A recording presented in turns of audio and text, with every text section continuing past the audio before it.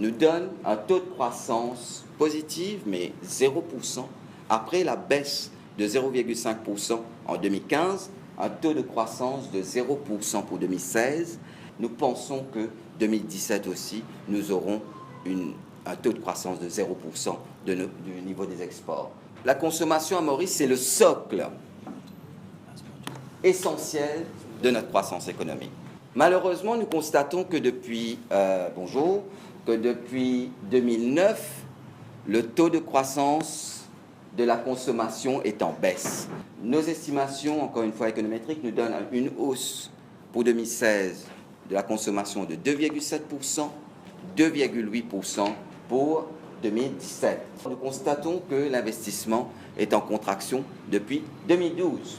En prenant en compte l'intention de l'État d'augmenter le niveau des investissements publics de plus de 100%, mais aussi de ce qui se passe au niveau du secteur privé, nos prévisions nous donnent un taux de croissance pour l'investissement de moins 4% pour 2016 et moins 2% pour 2017.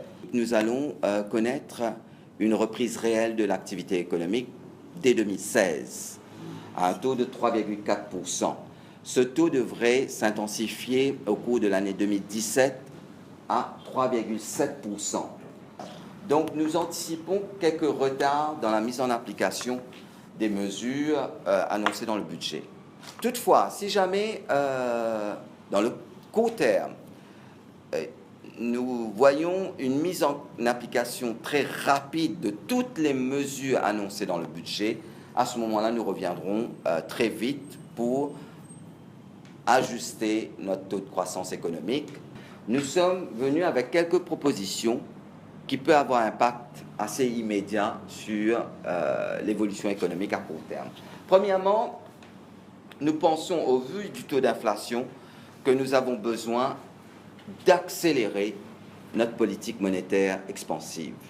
Selon nos analyses, au vu de la faiblesse du taux d'inflation, que nous devons poursuivre cette politique de baisse du taux directeur et apporter encore une certaine souplesse dans cette politique monétaire. Donc nous préconisons encore une fois une baisse, nous avions demandé ça auparavant, une baisse de 100 points de base. Nous préconisons la mise en place d'un impôt négatif pour relancer la consommation à très court terme. C'est-à-dire en dessous d'un certain seuil de revenus, l'État verse une aide directe sur le compte en banque à ces personnes, à ces individus, à ces ménages.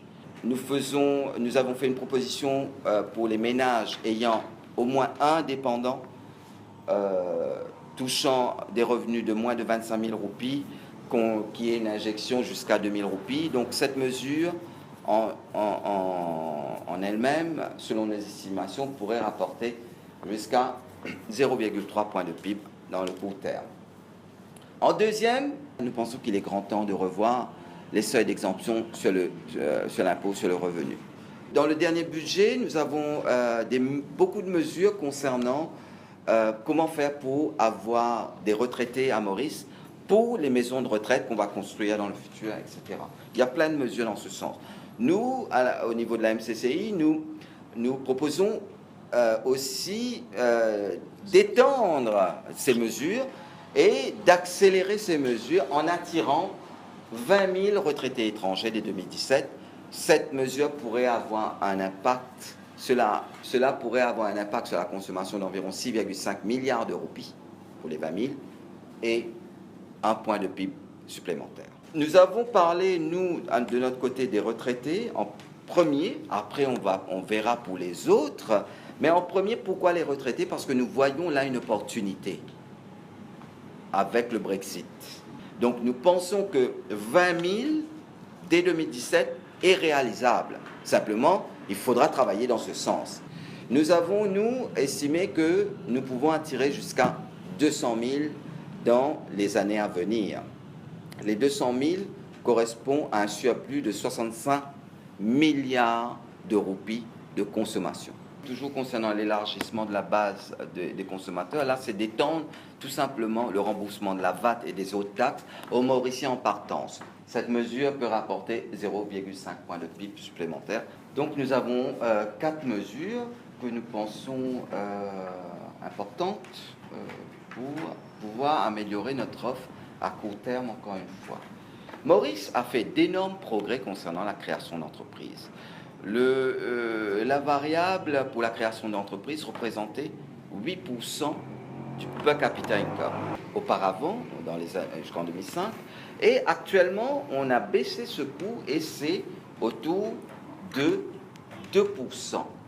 Nos estimations économétriques nous montrent que si nous baissons ce coût, nous passons de 2% du revenu par habitant à 1% du revenu par habitant, cela pourrait rapporter jusqu'à 0,3 points de PIB.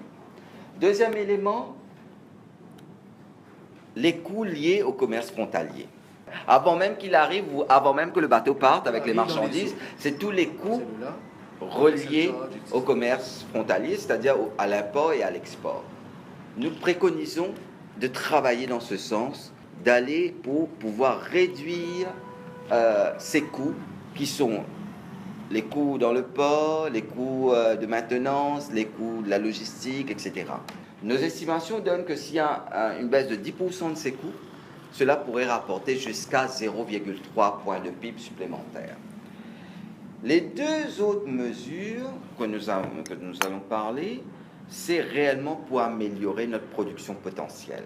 Nous préconisons la mise en place d'une Innovation Box, c'est-à-dire des taux des corporate tax de 0% concernant les entreprises qui peuvent être catégorisées dans l'Innovation Box.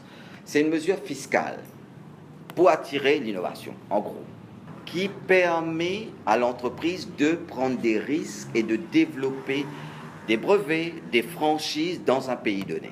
C'est une mesure qui va attirer les entreprises à forte valeur, à haute valeur technologique, parce que si nous voulons un pharma hub à Maurice, c'est une mesure très importante. La quatrième mesure, c'est des crédits d'impôt à hauteur de 200% pour les investissements en recherche et développement. Vous savez, la recherche et développement pour Maurice représente 0,18% de notre PIB. C'est vraiment un taux très faible. Beaucoup de pays misent massivement dans la recherche et développement parce que la recherche et développement, c'est la croissance de demain. C'est pour inciter la mise en place de centres de recherche dans les entreprises privées. C'est vraiment pour aller encore plus loin. Demain, si vous voulez mettre en place un pharma hub à Maurice, en attirant quelques grands acteurs, le but, c'est pas simplement qu'ils fabriquent, c'est aussi qu'ils innovent, qu'ils développent, qu'ils fassent de la recherche localement pour pouvoir bénéficier à l'ensemble de l'économie de Maurice. Ces différentes mesures, nous l'avons estimé au niveau de la Chambre, représentent une injection publique d'environ 1 point de PIB. Qu'est-ce qu'on doit faire maintenant? Et voilà pourquoi on explique un peu pousser la consommation, mais aussi build on ce que le gouvernement a fait dans la vision 2030, c'est-à-dire ouvrir Maurice à l'extérieur. Alors, les bases sont en train de mettre en place. Alors, premièrement, créer la consommation pour relancer un peu plus la machine. Deuxièmement, mettre un peu plus d'essence en baissant les points d'investissement parce que avec la consommation, les gens seront plus positifs à investir. Et en créant un public plus large, une économie plus large. Et puis suivre immédiatement avec cette nouvelle phase d'industrialisation qui est d'inciter, de créer d'autres avenues. L'index de confiance augmente, mais qu'on est le bilan. Ça a commencé, je pense, potentiellement avec une certaine stabilité politique qui a commencé avec le ministre des Finances. Parce que sans ministre des Finances, on ne peut rien faire. Et ça commence, j'espère que ça continue. Mais on est relativement prudent parce qu'on a factoré prudemment les mesures budgétaires qui sont très positives et de dire qu'on va grandir, mais aussi, effectivement, le plus vite que les mesures sont mises en place, plus vite ça va monter. Et 3,7, peut-être c'est un commencement.